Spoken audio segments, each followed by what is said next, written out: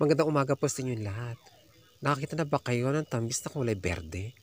Yes, tama-tama po dahil sa araw na ito, may tambis po dito. Mangunguha po tayo dahil bibili po tayo sa halagang 25 pesos po ang isang kilo.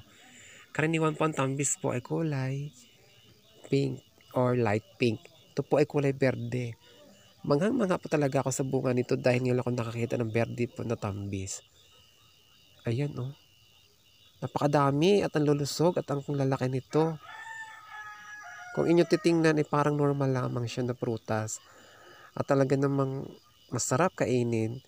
Dahil ganitong itsura nito ay masustansya at isa pa ay masarap ito isawsaw sa asin. Pero ito ay matamis din.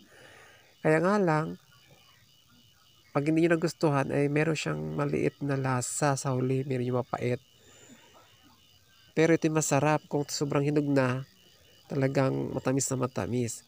At isipin nyo, kanyang dahon nito ay kulay green din at talagang kakaiba at mataba.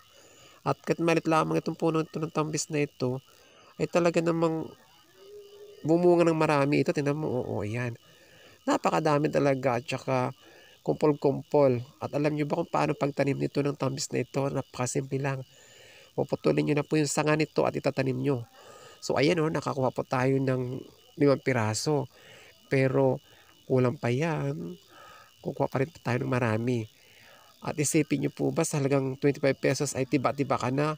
Ang kinagat ko po naman ay kulay puti din. At ayan po, nilagyan na po sa plato at pinagsalo-saluhan na po namin ng aming mga kasama.